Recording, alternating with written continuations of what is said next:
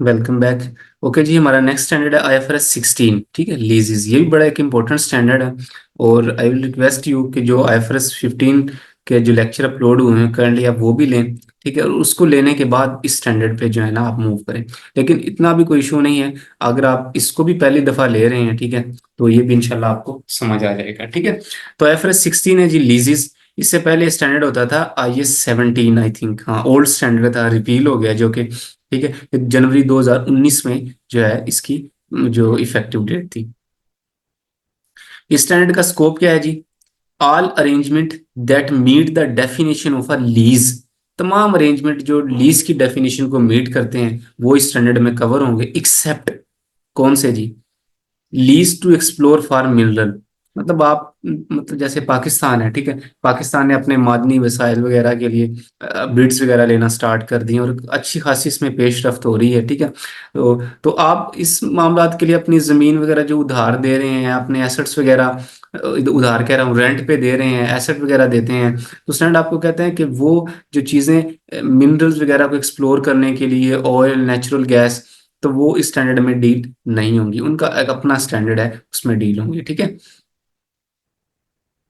उसके बाद जी lease of biological asset within the scope of. आपके जो बायोलॉजिकल एसेट है, आपने किसी को भैंस दे दी, ठीक है, कि यार ये लो 6 महीने 8 महीने रखो। ठीक है, तो जब ये जो है ना इससे मतलब बच्चे बच्चा हो तो उसमें भी आधे पैसे होंगे आपके। ठीक है, नॉर्मली गांव वगैरह देहात वगैरह में चल रही होती हैं। ठीक है, तो ये अगर हम उसको कॉर्पोरेट फॉर्म में देखें कि अगर कोई कंपनी है उसने इस तरह का काम स्टार्ट किया हुआ है, तो स्टैंडर्ड आपको कहता है कि वो तो फिर IS 41 में एग्रीकल्चर में आप डील करें ना, उसको उसको लीज को इधर तो ना डील करें। ठीक है, मतलब जिसके जो रिलेटेड स्टैंडर्ड है वो उसमें जाएं। इसी तरह IFRS 15 है ना, revenue from contract with customer. इसमें अगर आपको इंटेलेक्चुअल प्रॉपर्टी वगैरह या जैसे कि IS 38 है, आपने कोई जो जिसे कहते हैं कि लाइसेंस किसी को जो रेंट पे दिया हुआ है कि साल का, 6 महीने का, 8 महीने का, तो स्टैंडर्ड कहता है कि वो भी आपने अंडर लीज जो है ना उसमें रिकॉर्ड नहीं करना, बल्कि वो उसका जो रिलेटेड स्टैंडर्ड है ना उसमें रिकॉर्ड करें उसको। ठीक है, a lease is also permitted but not required to apply IFRS 16 to lease of intangible asset. ठीक है, उसके बाद ये डेफिनेशन है इसकी। सबसे पहले लीज है। लीज क्या है? लीज इज अ कॉन्ट्रैक्ट और a part of contract that conveys the right to use an asset, the underlying asset, for a period of time in exchange for consideration। ठीक है, लीज क्या है कि आप किसी के साथ कॉन्ट्रैक्ट करते हैं कि जनाब ये लें एसेट, ठीक है, या आप किसी को एसेट दे देते हैं या आप किसी से ले लेते हैं। ठीक है, दोनों मामलात हो सकते हैं। अगर आप किसी से लेते हैं, ठीक है, तो आप लेसी हैं। अगर आप किसी से लेते हैं तो क्या है? आप लेसी। LESSE। ठीक है, जो बंदा लीज पे लेता है, रेंट पे लेता है, और जो बंदा रेंट पे देता है, लीज पे देता है, उसको क्या कहेंगे आप? लेसर।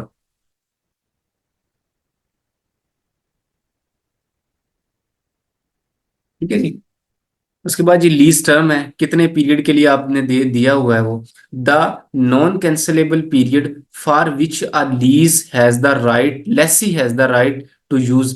ठीक है, मतलब जितने अरसे के लिए आपने लेसी को वो एसेट दिया है ना रेंट पे, वो आपकी क्या है? लीज टर्म है।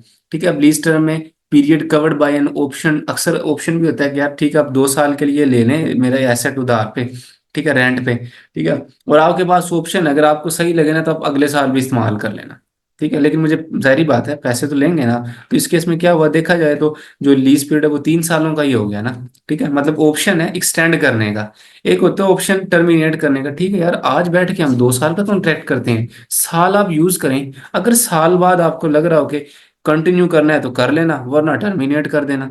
तो इस केस में क्या होगा कि अगर कंडीशन इस तरह की है कि आपको लगता है कि आपने टर्मिनेट ही करना है, ठीक है, तो आप लीज टर्म आपका 1 साल ही है।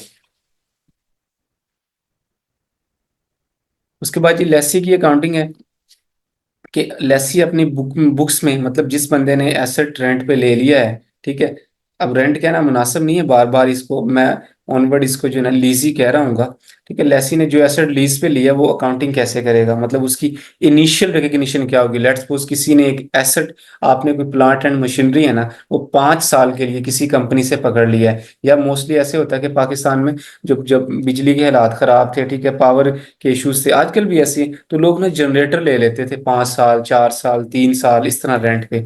तो आपने जनरेटर वगैरह लिया तो क्या वो उन्होंने आके आपकी प्रेमिसिस पे सेट किया उसको, जमीनें खुदाई की, मतलब उसको प्रॉपरली इंस्टॉल कर दिया, तो क्या वो अब आपका हो गया? नहीं भाई, क्यों आपका हो गया?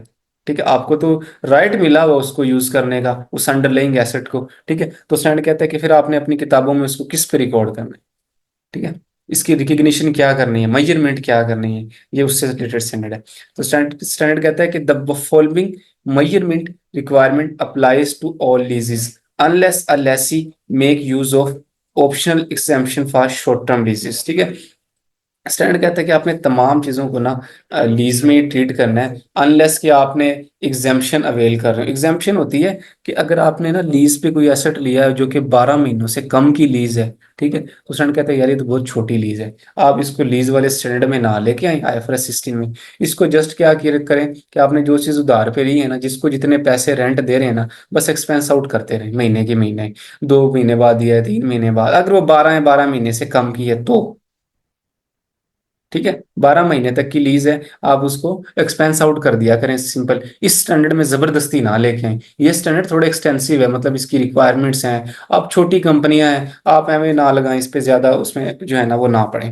ठीक है, दूसरा ये कि वो जो चीज आप लीज पे ले रहे हैं ना, वो बड़ी यार इमटेरियल वैल्यू की है, लो वैल्यू की है। एक तो है कि लो टर्म है, ठीक है, मतलब 12 महीने से कम टाइम पीरियड है, तो स्टैंड कहता है कि क्यों जबरदस्ती इसको इसमें लेके आ रहे हो। दूसरा वो कहता है कि यार वो जो एसेट आप रेंट पे ले रहे हो, लीज पे ले रहे हो, वो लो वैल्यू तो नहीं है, मतलब एक आपने किसी से लैपटॉप ले लिया, ठीक है, अब वो बहुत बड़ी कंपनी है आपकी, ठीक है, अब 24-25 अरब कंपनियां हैं, वैसे तो खैर वो खरीद ही ले तो बेहतर है। फॉर एग्जांपल मैं कह रहा हूँ कि आपने जो है ना लैपटॉप या कोई इस तरह की चीज जो है ना लीज पे ले ली, तो स्टैंड कहता है कि बड़ी लो वैल्यू है, इमटेरियल है, आप इसके रेंट को बस जस्ट डायरेक्टली एक्सपेंस आउट कर दिया करें। नॉर्मली कंपनीज में ऐसे ही होता है कि जो प्रिंटर वगैरह होते हैं ना छोटे मोटे, वो ना उन्होंने लीज पे लिए होते हैं, ठीक है, किसी ना किसी बड़ी कंपनी से, ठीक है, मतलब जो इसमें डील कर रही होती है, तो वो जब कभी खराब हो जाते हैं उनको बुला के सर्विस करवा लेते हैं। देखिए इतनी बड़ी कंपनी हो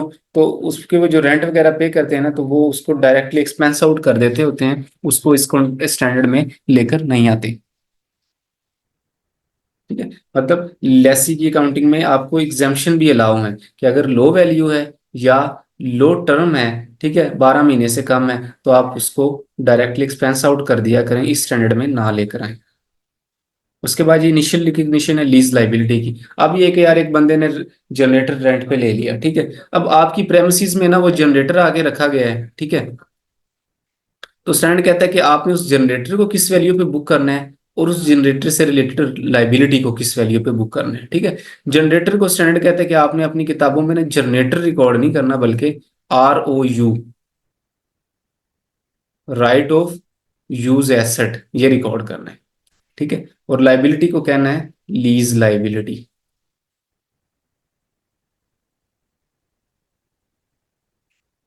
ठीक है, अब वो अलग स्टोरी है कि किस वैल्यू पे रिकॉर्ड करेंगे, किस वो होगी, वो एक अलग, वो हम वन बाय वन पढ़ते हैं। ठीक है, कमेंसमेंट डेट क्या होती है? वो डेट जिस पे कॉन्ट्रैक्ट हो गया, लीज कमेंस होगी, आपको जनरेटर लगा के उन्होंने दे दिया, आपने इंस्टॉल करवा लिया, वो कमेंसमेंट डेट है। मतलब आपको उस एसेट का राइट मिल गया, ठीक है, वो अवेलेबल फॉर यूज हो गया।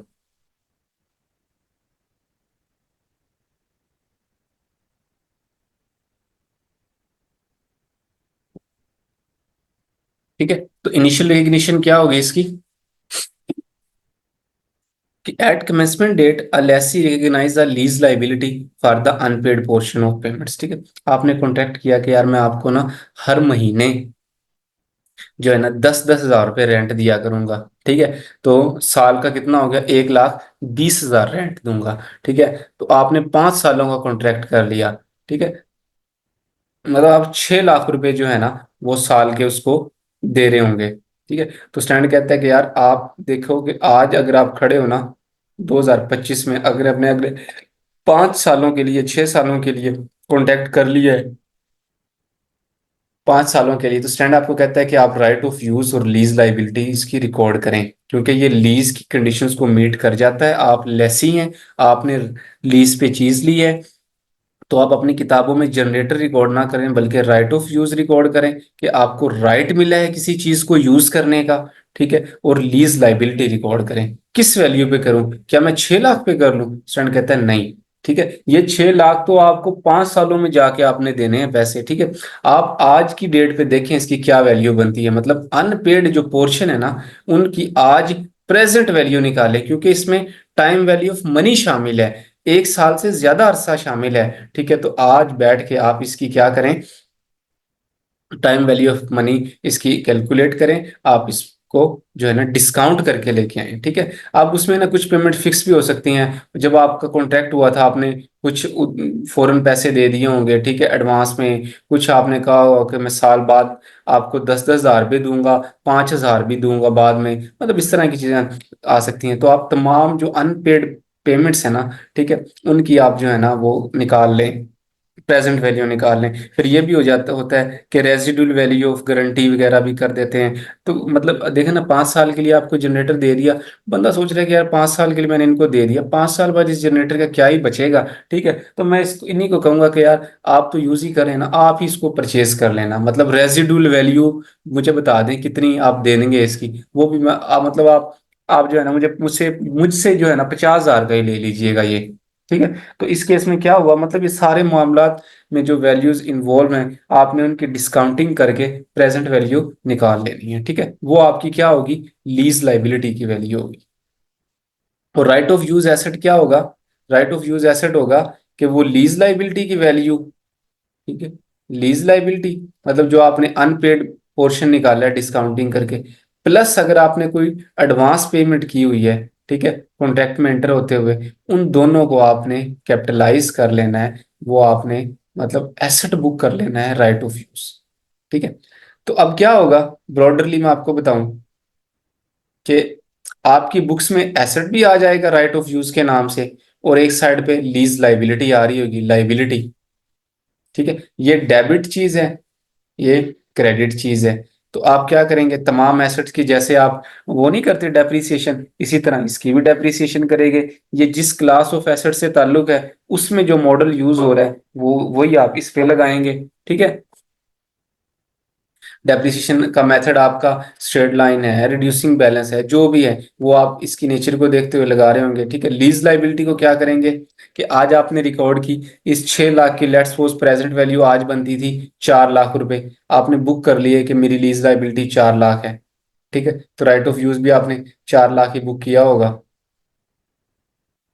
तो अब क्या करना है आपने, साल जब खत्म हो जाएगा तो ये 4 लाख,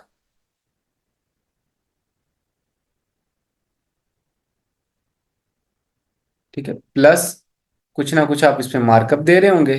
ठीक है, जिस डिस्काउंट रेट से आपने डिस्काउंटिंग की थी ना प्रेजेंट वैल्यू, उसी रेट से आपका इंटरेस्ट बन रहा होगा। लेट्स सपोज वो 10 रुपए बना, उसे हम कहते हैं कि rate implicit in the lease, minus आपने कमिट किया हुआ है कि मैं हर साल आपको 1,20,000, मतलब जो है ना 100, तो मैं उसको उसमें लिख लेता हूँ रुपीज में, 12 रुपए के आपको रेंटल पे किया करूंगा। ठीक है, तो 398 रह जाएगा पीछे। ये आपने लाइबिलिटी मजीद अभी भी बुक करके रखनी है अपने अकाउंट्स में। हर साल आप ऐसे ही किया करना, जो इसमें मार्कअप हो वो ऐड कर लीजिए करना। ठीक है, और जो ये हो रेंटल्स हो वो माइनस कर दीजिएगा। जो क्लोजिंग बैलेंस आए वो आप अपनी किताबों में रिकॉर्ड करते रहना। ठीक है, मतलब इस इंटरेस्ट की एंट्री क्या कर रहे होंगे कि interest expense debit, lease liability credit. इस 12 रुपए की एंट्री क्या कर रहे होंगे कि lease liability debit, bank credit. ठीक है, ये तो थी लीज लाइबिलिटी की स्टोरी के इसकी इनिशियल मेजरमेंट क्या होगी वो मैंने आपको बता दी कि आपने अनपेड जो पेमेंट्स होंगी उनका उनकी डिस्काउंटिंग करके discount rate implicit in the lease के हवाले से ले आना है। ठीक है, तो वो उसकी प्रेजेंट वैल्यू आ जाएगी। उसके बाद उसकी सब्सिक्वेंट मेजरमेंट क्या होगी कि आपने उसमें मार्कअप ऐड कर देना है डिस्काउंट रेट के हिसाब से, ठीक है। और उसकी एंट्री करनी है इंटरेस्ट एक्सपेंस डेबिट या markup debit, lease liability credit, मतलब उससे बढ़ा लेनी है, जमा कर लेना है उसमें। और दूसरी एंट्री आपने करनी है रेंटल की पेमेंट की, उसकी करनी है कि lease liability debit bank credit, ठीक है। तो ये इसकी सब्सिक्वेंट मेजरमेंट होगी। जो भी अकाउंट्स में वैल्यू आए, ठीक है, मतलब नेट वैल्यू आए, वो अपने बैलेंस शीट में रिकॉर्ड कर देनी है स्टेटमेंट ऑफ फाइनेंशियल पोजीशन में। इसी तरह जो राइट ऑफ यूज है, एसेट है, उसका आपने क्या करना है, उसको आपने डेप्रिशिएट करना है, ठीक है। डेप्रिसिएशन किस रेट पे करनी है?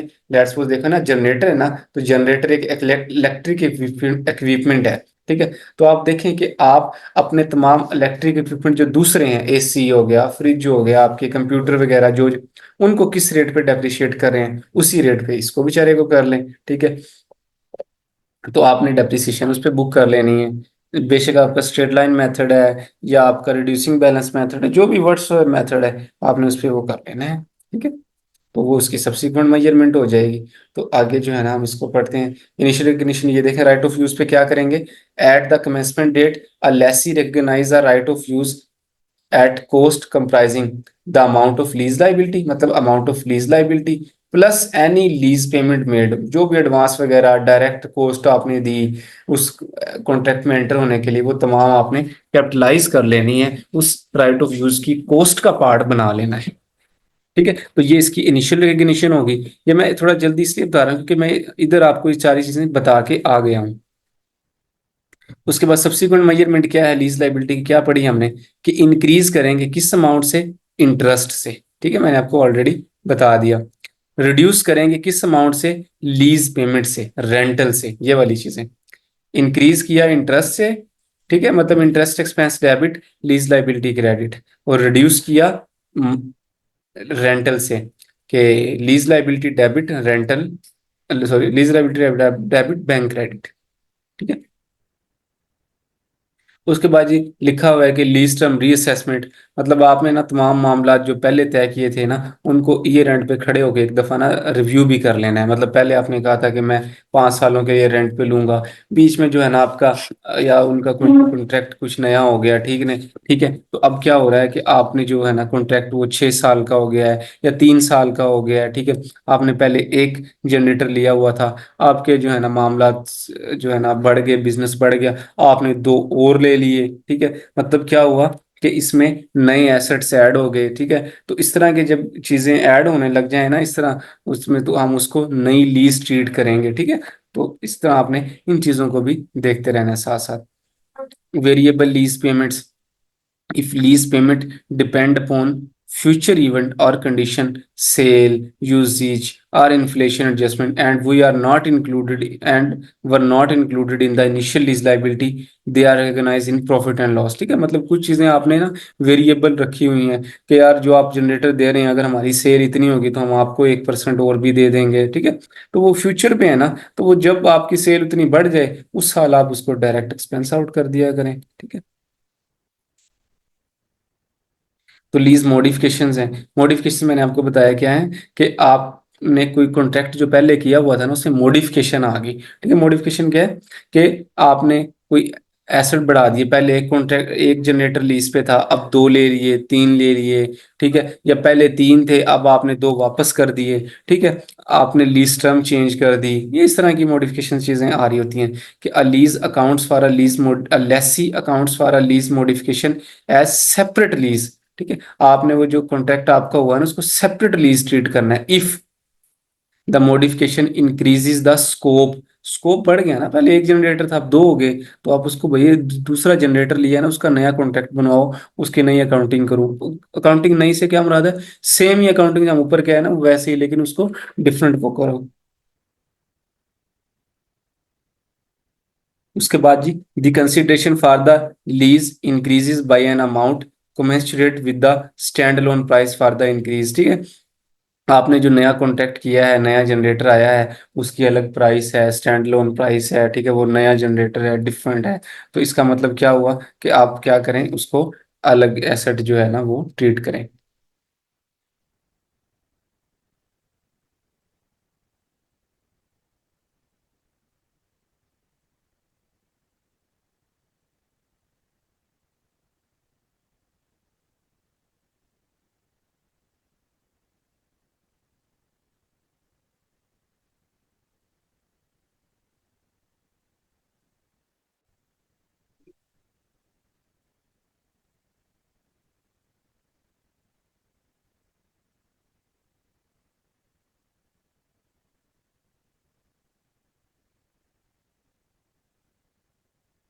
सॉरी मिश्र भाई, मेरी तरफ नेट चला गया था।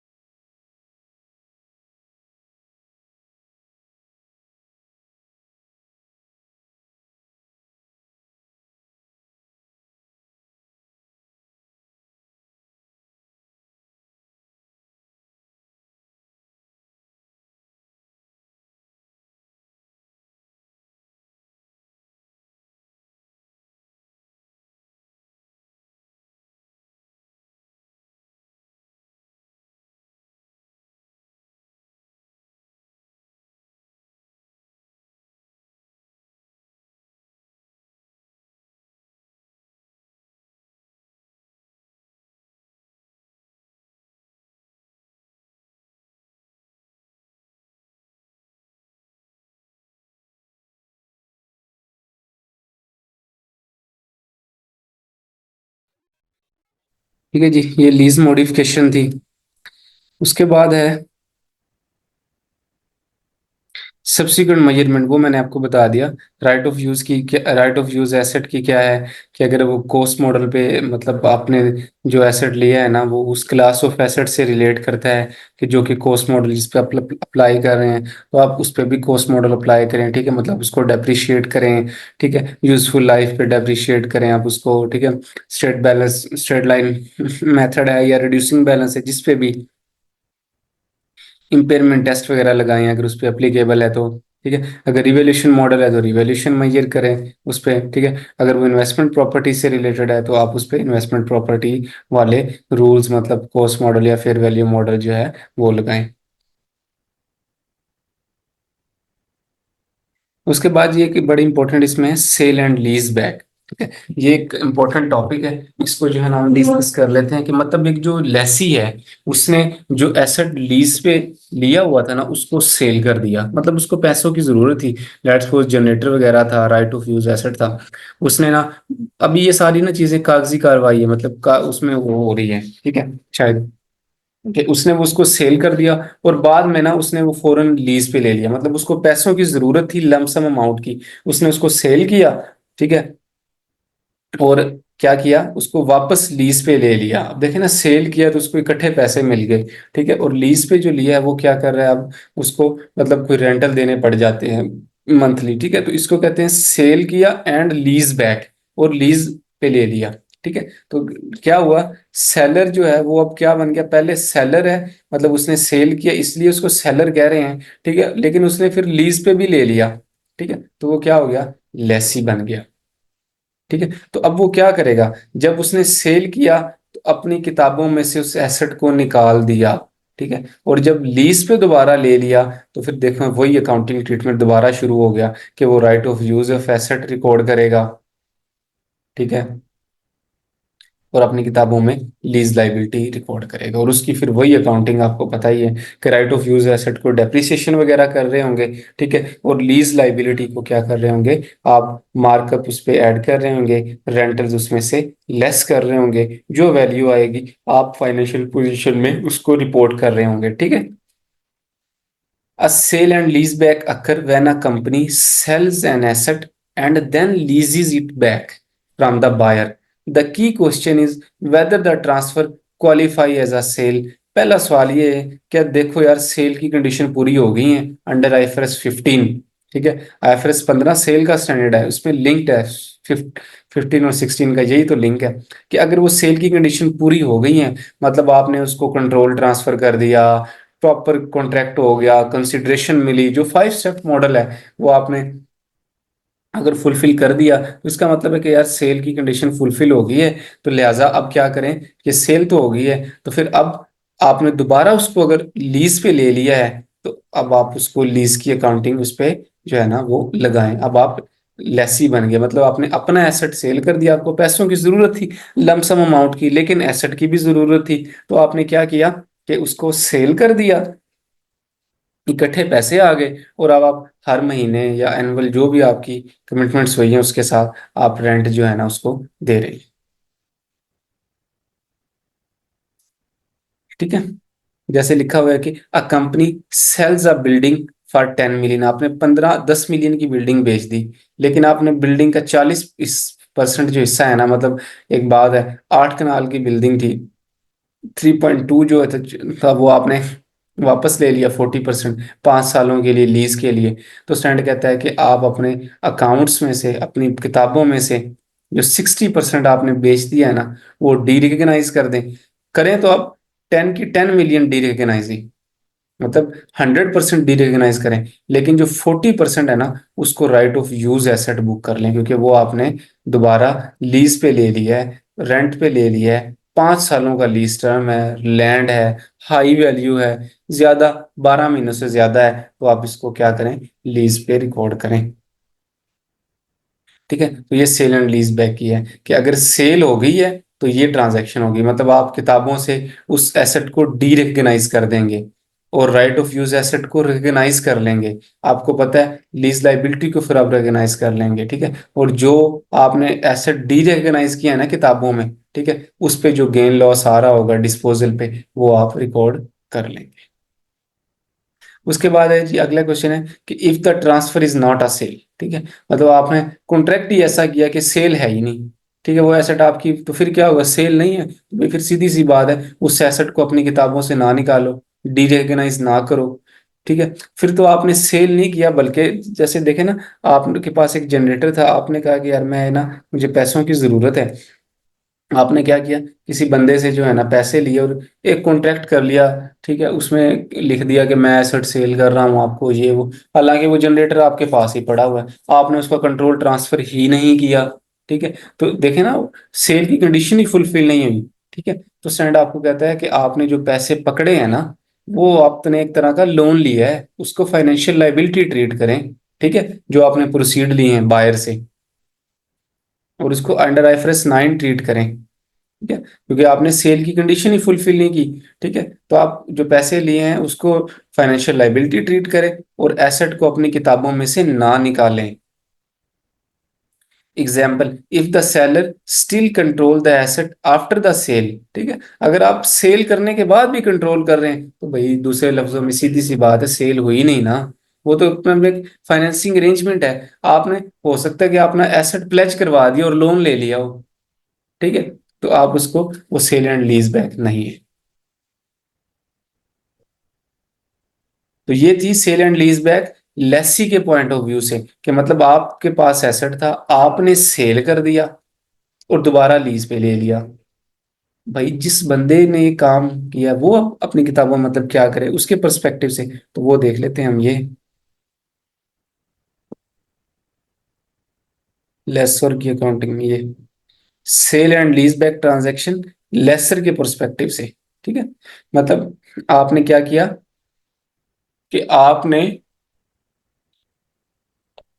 आप बायर हैं, मतलब किसी ने आपको एसेट बेचा, आपने उसको दोबारा जो है ना रेंट पे दे दिया उसी का एसेट। ठीक है, तो आप जो बायर हैं जिसने खरीदा, अब वो लेसर भी तो बन गया ना, मतलब उसने आगे उधार पे रेंट पे दे दिया एसेट। ठीक है, उससे पहले हमने पढ़ी थी ना, वो लेसी की अकाउंटिंग थी, ये है लेसर की। तो वो लेसर क्या करेगा, देखें सीधी सी बात है, आप बायर हैं, आपने जब खरीदा एक दफा, आप अपनी किताबों में उस एसेट को रिकॉर्ड करें। ठीक है, in a sale and leaseback, the buyer lessor purchases an asset from the seller lessee and then leases it back to the same entity. Same entity को लीज कर देता है वापस। तो स्टैंड कहता है कि the accounting treatment depends on whether the transfer qualify as a sale. Same वही रूल है, बस इधर टेबल के आप इस तरफ आ गए हैं। ठीक है, if the transfer is a sale, कि अगर ट्रांसफर सेल है तो क्या करें। स्टैंड कहता है कि एक दफा आप परचेज को रिकग्नाइज करो, मतलब एसेट को बुक्स में रिकॉर्ड करें। ठीक है, आपका एसेट है, आपने रेंट पे दे दिया है, तो आप उससे रिलेटेड रेंटल इनकम को रिकॉर्ड कर लिया करें। ठीक है, if applicable recognise as a sale, अगर if the buyer seller resale. ठीक है, अगर आपने कॉन्ट्रैक्ट ऐसा किया है कि आपने ऑप्शन दी है कि फ्यूचर में जो है ना मैं आपको ही सेल कर दूंगा, तो स्टैंड कहता है कि ठीक है, फिर आप इसकी जो है ना सेल रिकॉर्ड कर लीजिएगा, तब जब आप इसको एक्चुअली कर दें। ठीक है। अभी फिलहाल आपने बाई की है, ठीक है, तो आपका एसेट है, आप अपनी किताबों में रिकॉर्ड करें, आप इस पे डेप्रिसिएशन बुक करें, ठीक है। आपको उस बंदे से रेंटल इनकम आ रही है, पैसे आ रहे हैं, वो आपकी इनकम है, उसको अंडर IFRS 16 जो है ना वो रिकॉर्ड करें। अगला है कि if the transfer is a not sale, अगर ट्रांसफर जो आपने किया वो सेल है ही नहीं, ठीक है, मतलब वो सेल का क्राइटेरिया ही मीट नहीं कर रहा, तो क्या हुआ, मतलब फिर क्या हुआ, तो do not recognize as a sale, ठीक है, treat the transaction as a financing arrangement, not purchase, ठीक है, that asset remain on the seller balance sheet, ठीक है, मतलब आपने परचेज किया ही नहीं, ठीक है, तो वो आप अपनी बुक्स में भी रिकॉर्ड ना करें, लेकिन आपने पैसे उस बंदे को दे दिए हैं ना, तो ठीक है, उसको आप रिसीवेबल बुक कर लें अपना, आपने किसी को लोन दे दिया है, एडवांस दे दिया है, ठीक है, लेकिन आप उस एसेट को रिकॉर्ड ना करें। क्यों? क्योंकि वो सेल की कंडीशन ही पूरी नहीं हुई। एग्जाम्पल आपको दी हुई है, या आप पढ़िएगा, इंशाल्लाह आपको समझ आ जाएगी। तो ये मैंने sale and lease back lessor के पॉइंट ऑफ व्यू से बताया आपको, और इससे पहले लेसी के पॉइंट ऑफ व्यू से आपको जो है वो बताया था, ठीक है। तो ये जी, अब दोबारा हम लेसी की अकाउंटिंग पे दोबारा चलते हैं। प्रेजेंटेशन आपने लेसी की अकाउंटिंग में क्या दिखानी है? सेंड कहता है कि आपने स्टेटमेंट ऑफ फाइनेंशियल पोजीशन में राइट ऑफ यूज एसेट दिखाना है, ठीक है, और लीज लाइबिलिटी दिखानी है। किस वैल्यू पे दिखाना है, ये सारी चीजें हम पढ़कर आ चुके हैं। इसी तरह स्टेटमेंट ऑफ फाइनेंशियल पोजीशन में तो आपने ये दो चीजें दिखा दी। आपने प्रॉफिट एंड लॉस अकाउंट में क्या दिखाना है? सेंड आपको कहता है कि इंटरेस्ट एक्सपेंस, जो आप इंटरेस्ट एक्सपेंस दे रहे हैं ना, वो आपने दिखाना है, ठीक है, और जो राइट ऑफ यूज एसेट है उस पे जो डेप्रिसिएशन है आपने किताबों में वो दिखानी।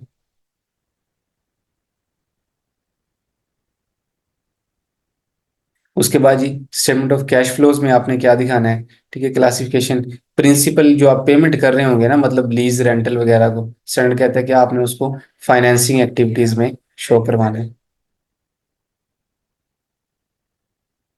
उसके बाद है जी जो इंटरेस्ट की पेमेंट है, स्टैंडर्ड आपको कहता है कि वो आपने मतलब जो है ना फाइनेंसिंग एक्टिविटी में उसको दिखाना है।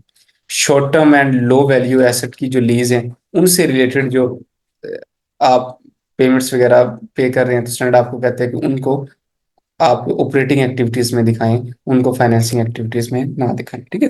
तो ये तीनों स्टेटमेंट्स की मैंने आपको प्रेजेंटेशन बता दी कि अगर आप लेसी हैं तो आपने अपनी किताबों में फाइनेंशियल पोजीशन में क्या दिखाना है, ठीक है, प्रॉफिट एंड लॉस अकाउंट में क्या दिखानी है, ठीक है, और कैश फ्लो में क्या दिखानी है, ठीक है। तो ये यहाँ पर लेसी की जो अकाउंटिंग है ना वो क्लोज होती है, ठीक है। डिस्क्लोजर है ये, वो यही चीजें हैं जो चीजें मैंने आपको बता दिया, ठीक है। आपने बाकी चीजें बता देनी है, रेट क्या है, मेच्योरिटी एनालिसिस क्या है, आप किस किस डेट पे पेमेंट कर रहे हैं, ठीक है, आपने क्या चीज जो है ना, आपने रेंट मतलब बैंक से लिया है तो बैंक को क्या चीज मोर्टगेज करवाई है, इस तरह की आपने तमाम जो उस लेसी की अकाउंटिंग से रिलेटेड चीजें हैं उनको डिस्क्लोज कर देना है। उसके बाद है जी लेसर की अकाउंटिंग। लेसर कौन है? जिस बंदे ने लीज पे एसेट दिया है, ठीक है। तो सीधी सी बात है कि यार जिसने लीज पे एसेट दिया है, एसेट उसका है, ठीक है। तो अब क्या होगा कि उसको पैसे आना शुरू हो गए, ठीक है, तो वो उसकी क्या है? इनकम है, ठीक है। तो ये कुछ चीजें हैं लेसर की कि कब हम उसको अब लेसी के लिए तो आपने हमने आपको बता दिया ना कि आपने right of use asset record करना है और लीज लाइबिलिटी रिकॉर्ड करनी है। इसी तरह जो लेसर है ना, उसके लिए ना लीज की दो टाइप्स हो सकती हैं, एक ऑपरेटिंग लीज है और एक फाइनेंस लीज है। ऑपरेटिंग लीज क्या होती है? वो वही जो शॉर्ट टर्म लीज जिसे कहते हैं, ठीक है, मतलब वो 12 महीनों से कम हो या लो वैल्यू हो उसको कह देंगे ऑपरेटिंग लीज, ठीक है। ऑपरेटिंग लीज में क्या होगा, क्योंकि 12 महीनों से कम है तो आपने एसेट को अपनी किताबों में ही रखना है जिसको आपने रेंट पे दिया है, ठीक है, उसको डेप्रिशिएट करें, जो रेंटल इनकम आ रही है ना उसको आपने प्रॉफिट एंड लॉस अकाउंट में इनकम शो करवा देना है, ठीक है। और जो फाइनेंस लीज होती है उसमें क्या होती है कि आप ना एसेट को अपने को ज्यादा टाइम पीरियड के लिए दे देते हैं, मतलब जो उस एसेट की लाइफ के करीब करीब टाइम पीरियड है उसके लिए आप उसको रेंट पे दे देते हैं। तो स्टैंड कहता है कि यार आपने उस एसेट को उसकी लाइफ के करीब करीब टाइम पीरियड के लिए रेंट पे दे दिया है, ठीक है, और उसकी फेयर वैल्यू भी आपको ऑलमोस्ट मिल जाएगी इतने टाइम पीरियड में, तो यार दूसरे लफ्जों में तो आपने एसेट को सेल ही कर दिया है। ठीक है, इसको हम कहते हैं फाइनेंस लीज। इस केस में स्टैंडर्ड क्या कहता है, लेसर को कहता है कि आप अपनी किताबों में से उस एसेट को निकाल दें और एक लीज रिसीवेबल बुक कर लें। ठीक है, क्योंकि आपको लॉन्ग टर्म में पैसे आने हैं, तो उस लीज रिसीवेबल को आप सेम डिस्काउंटिंग वगैरह की कैलकुलेशन लगा के आप बुक करें। जैसे आपने लेसी की अकाउंटिंग में आपने अगर पैसे लीज रेंटल बाद में पे करने थे ना, 1 साल से ज्यादा में, ठीक है, तो आपने discount rate implicit in the lease लेके उसकी जो है ना प्रेजेंट वैल्यू कैलकुलेट की थी। सेम इसी तरह लेसर जो है ना वो भी ऐसे ही करेगा, जिसने रेंट पे दिया है ना, वो उस एसेट को अपनी बुक से निकाल देगा, लेकिन एक लीज रिसीवेबल बुक कर लेगा और हर साल उसमें इंटरेस्ट ऐड करता रहेगा, और जो पैसे आ गए हैं ना, ठीक है, उसको वो माइनस करता रहेगा। ये बिल्कुल एग्जैक्ट ओपोजिट है किस चीज का, इस चीज का। ठीक है, ये जो आपको मैंने बताया ना, ये लेसी की थी, कि लेसी क्या करेगा, लीज लाइबिलिटी रिकॉर्ड करेगा, मार्कअप से उसको बढ़ाता जाएगा, और जो रेंटल पे कर देगा वो माइनस करता जाएगा। इसको आप उल्ट कर ले लेसर के लिए, कि जिस बंदे ने लीज पे दिया है, ठीक है, तो अब क्या होगा, तो उसने एसेट लीज पे दे दिया, तो भाई उसको रिसीवेबल बुक करना चाहिए, वो उसने बुक कर लिया है। ठीक है, वो उससे फिर क्या करेगा, मार्कअप से उसको बढ़ाता रहेगा। ठीक है, और रेंटल जो जो उसको ज्यों ज्यों रिसीव होते जाएंगे वो उसको कम करता रहेगा।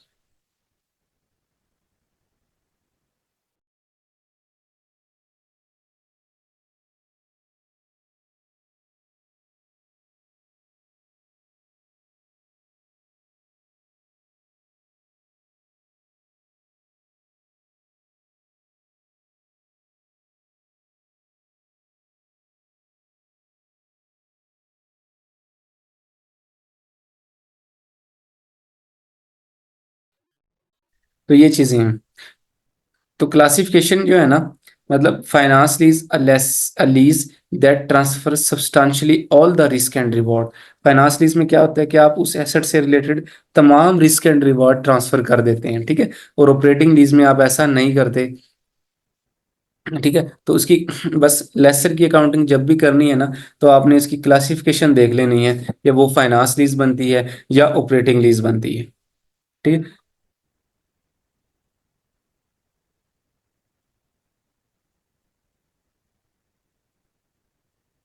क्लासिफिकेशन क्या होगी इसकी, indicator that would normally lead to a lease being classified as finance lease.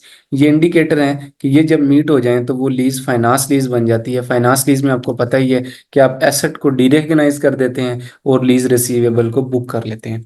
ठीक है, तो क्या होगा, कंडीशन क्या है कि the lease transfer ownership of the underlying asset. आपने एसेट की ओनरशिप ही ट्रांसफर कर दी, ट्रांसफर कर देंगे जब लीज खत्म होगी। मतलब आपने कॉन्ट्रैक्ट किया कि यार ये लो 5 साल के लिए एसेट लीज पे ले लें, और छठे साल भी मुझे 50,000 बस दे देना एसेट आपका, तो इसका मतलब आपने बेच ही दिया है भाई उस एसेट को, मतलब आप बुक से उसको निकालें। दूसरी है कि the lessee has bargain purchase option. Lessee के पास ऑप्शन है कि वो उस एसेट को आपसे बार्गेन करके ले सकता है। ठीक है, the lease term is for major part of economic life. ठीक है, उस एसेट की लाइफ 8 साल है।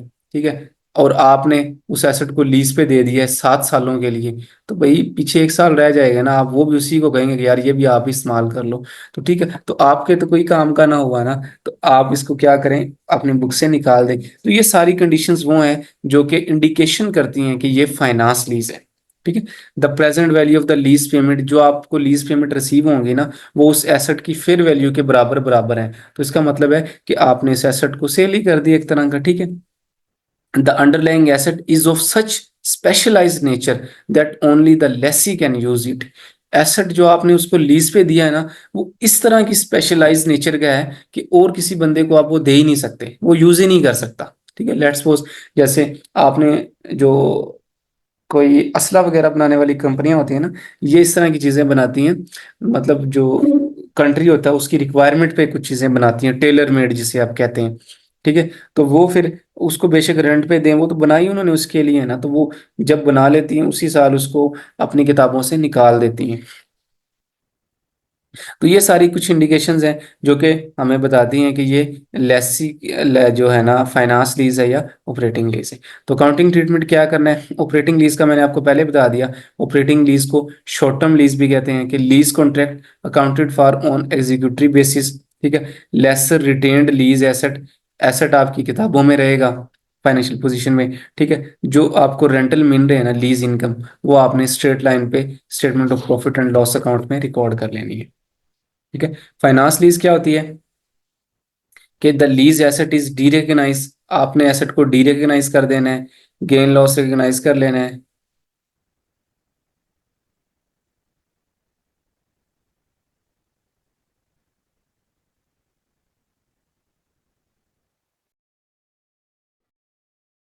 ठीक है।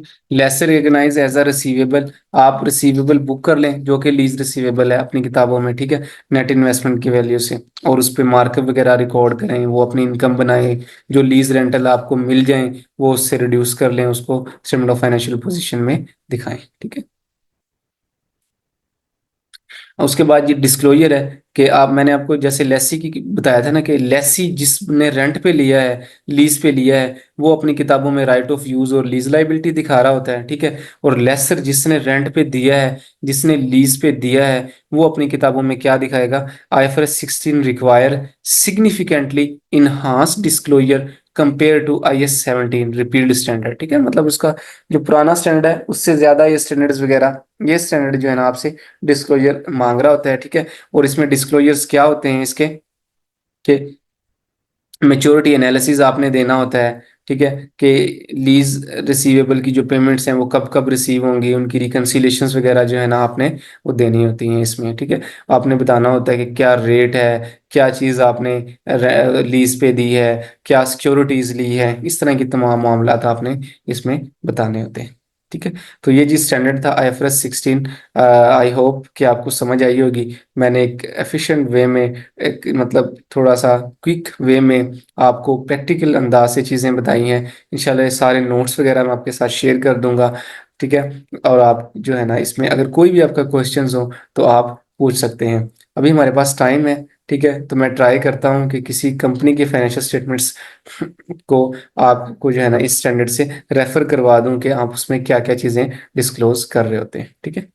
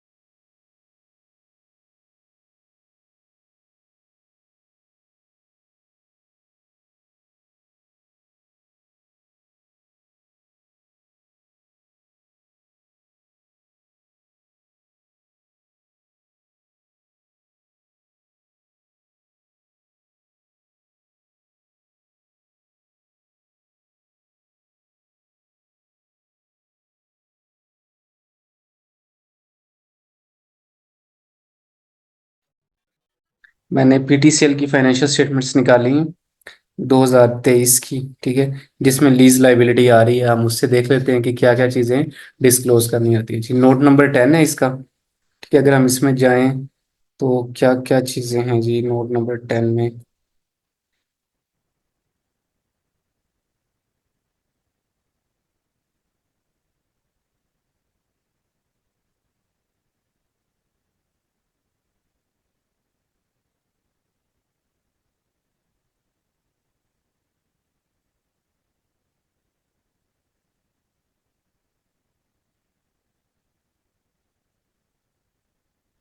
देखेंगे, लीज कमिटमेंट्स आ गई, ठीक है। नॉट लेटर देन 1 ईयर, मतलब आपने ये डिस्क्लोज की है कि लीज लाइबिलिटीज जो है मेरी, वो किस किस तरह से मेच्योर हो रही होंगी, ठीक है। मतलब मैंने rental not later than 1 year, मतलब विद इन 1 ईयर मैंने 579 मिलियन के पे करने हैं। लेटर देन 1 ईयर इतने मिलियन के पे करने हैं, ठीक है। लेटर देन 5 ईयर इतने मिलियन के, मतलब कोई आपने लीज कॉन्ट्रैक्ट किए होंगे ना, जो कि 5 सालों से ज्यादा के हैं, ठीक है। तो उसमें ये बता रहे हैं आपके, मतलब एक एनालिसिस दे रहे हैं ताकि इन्वेस्टर्स को पता चले कि कब कब आपने आपकी कंपनी से कैश फ्लो का आउट होना है, ठीक है। मतलब 1 साल बाद जो है ना, आपने इतने पे करने हैं, 1 साल से ज्यादा के पीरियड में इतने, फिर इतने, ठीक है। उसके बाद है बोर्विंग रेट के हिसाब से discounted lease liability using the incremental borrowing rate 1.6 billion की है। Current portion shown under current वो ये है, और ड्यू आफ्टर 9 मंथ वो ये है, ठीक है। तो इस तरह से लीज लाइबिलिटी का एक प्रॉपर ब्रेकअप दिया हुआ है, मेच्योरिटी एनालिसिस दिया हुआ है कि हमने इतने इतने पैसे इतने टाइम पीरियड के दौरान जो है वो पे करने हैं, ठीक है। इस तरह ये लीज लाइबिलिटी का था, मतलब लाइबिलिटी साइड का। अगर हम राइट ऑफ यूज एसेट का देखें कि इन्होंने जो ये लीज लाइबिलिटी क्रिएट की हुई है, इसके अगेंस्ट एसेट क्या है, तो ये हम वो भी देख लेते हैं एक दफा।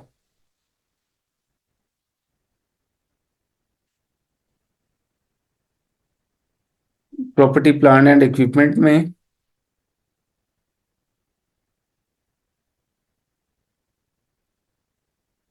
ऑपरेटिंग फिक्स एसेट्स हैं और capital work in progress. Operating fix assets में क्या है, लैंड है, फ्री होल्ड है और लीज होल्ड है, ठीक है। इसी तरह बिल्डिंग्स है, ऑन फ्री होल्ड लैंड है और लीज होल्ड लैंड है, ठीक है। तो ये लीज होल्ड का मतलब दूसरा क्या है, राइट ऑफ यूज एसेट, ठीक है। राइट ऑफ यूज एसेट, ठीक है। तो ये देखो स्टेटमेंट ऑफ फाइनेंशियल पोजीशन में इन्होंने right of use asset show करवाया हुआ है और लीज लाइबिलिटी शो करवाई हुई है, ठीक है। मतलब कोई लैंड लैंड वगैरह ली हुई है इन्होंने ना उस पे, तो ये वो दिखाया हुआ है कि लीज पे ली हुई है, ठीक है।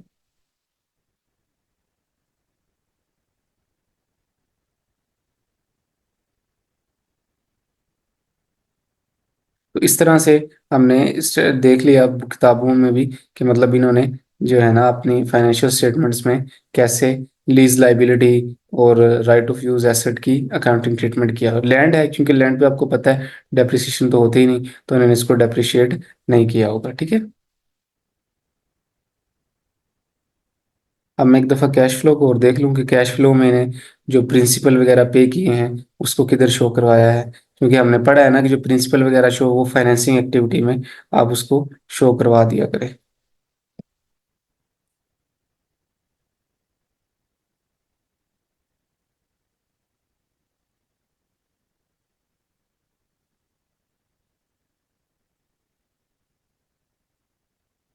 देखें जी कैश फ्लो आ गई, ठीक है।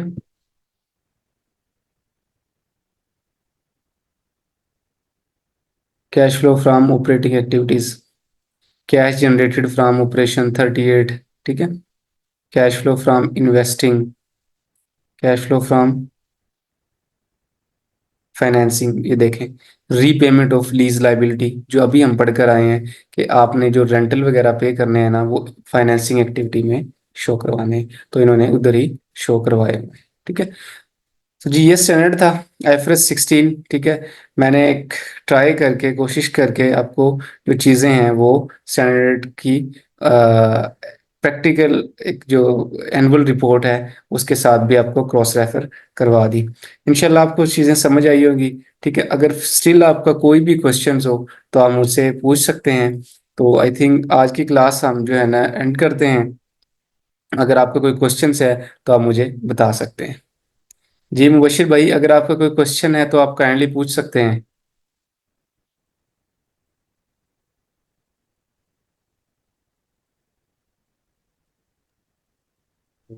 जी हाँ जी भाई, इंशाल्लाह क्वेश्चन दोबारा से इस लेक्चर को रिपीट करके, तो इंशाल्लाह कोई क्वेश्चन हुआ, क्वेरीज वगैरह हुई तो मैं इंशाल्लाह ज़रूर आपसे डिस्कस करूंगा। जी जी जरूर। आप पहुंच गए हैं अपने फ्लैट पे?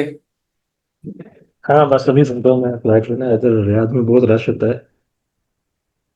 चलो अल्लाह पाक रहम करे। ठीक है, बिल्कुल भी ना परेशान या वो नहीं होना, क्योंकि देखिए आप ना कार में बैठ के लेक्चर मतलब गाड़ी में ले रहे थे तो क्या ही समझ आनी। ये तो वो लेक्चर है कि आपने एक एक मतलब सेकंड प्रॉपरली अंडरस्टैंडिंग के साथ ले, फिर कहीं जाके समझ आएगी। इंशाल्लाह आ जाएगी, कोई इशू नहीं है। आप लेक्चर लीजिएगा हाँ दोबारा, और आपका कोई भी क्वेश्चन हो तो आप मुझसे पूछिएगा, ठीक है?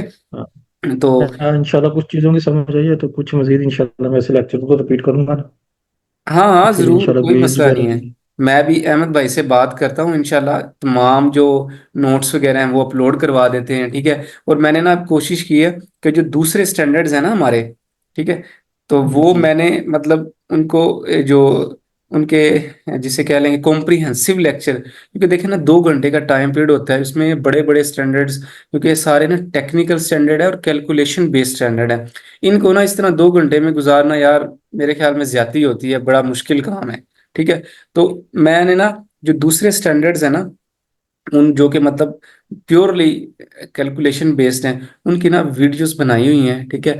और मतलब वो ज़्यादा टेक्निकल है, वो शायद वीडियो कोई जो है ना 45 मिनट की है, कोई घंटे की, 4-5 स्टैंडर्ड ही हमारे मेन रहते हैं अभी। ठीक है, तो वो मैं अहमद भाई को ना उनका लिंक वगैरह जो है ना शेयर कर दूंगा, उन्हें बता दूंगा कि सर ये जो है ना आप पोर्टल पे अपलोड करवा दें, तो आप वो उधर से भी ले सकते हैं, ठीक है? इंशाल्लाह खैर। दूसरा सर, एज पर मेरा प्लान ये है कि मैं ना जून के अंदर जो एसएससी बॉडी का डिप्लोमा है ना, हम्म। आईएफआरएस का, वो करना चाह रहा हूँ। तो अभी मेरी है इंशाल्लाह। तो एज पर मुझे अगर नेक्स्ट भी हेल्प की हुई तो इंशाल्लाह मैं ज़रूर आपसे रब्ता करूंगा। और इस पर वो जून में होंगे पेपर, उसका ना एक ही पेपर है, एमसीक्यूज बेस 100। तो उसका अच्छा, तो मैंने सिलेबस उसका वगैरह क्या भी यार, चेक मुझे किया। उसका क्या नाम है, मतलब आपको उसका क्या बेनिफिट क्या होगा? सर वो ये है कि उसका बेनिफिट बस यही है कि 120 कंट्रीज के अंदर वो रिकग्नाइजेबल है, वो नहीं वो तो इंटरनेशनल है है, वो तो डिप्लोमा वो। ठीक है, लेकिन देखे ना वो तो पूरा एसीसीए है ना, आप सिर्फ हम्म। उसका एक डिप्लोमा करेंगे आईएफआरएस का। जी जी। तो ओके, करना चाहिए कि नहीं? बस मुझे तो एक दोस्त ने रेकमेंड किया था।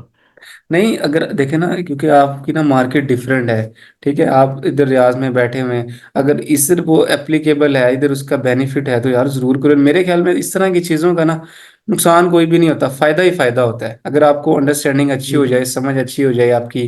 ठीक है, आप कहीं कोई इंटरव्यू वगैरह में इस तरह की चीज़ों को पिच कर जाएं, तो मेरे ख्याल में तो मेहनत करके थोड़े से इन्वेस्टमेंट करके इस तरह की चीज़ें जरूर कर लेनी चाहिए। ठीक हो गया। दरअसल में मैं भी नो इधर से ये जॉब स्विच करके नई जॉब ढूंढ रहा हूँ आजकल ना। अच्छा तो उसके लिए मैं कोशिश कर रहा हूँ अपने इंटरव्यू वगैरह की तैयारी करूँ और चीज़ों को ज़्यादा बेस्ट करूँ, ताकि तरह अच्छी पोजीशन पे इधर से मूव करूँ। मुबशिर भाई, ऑलवेज वेलकम, ऑलवेज रिस्पेक्ट।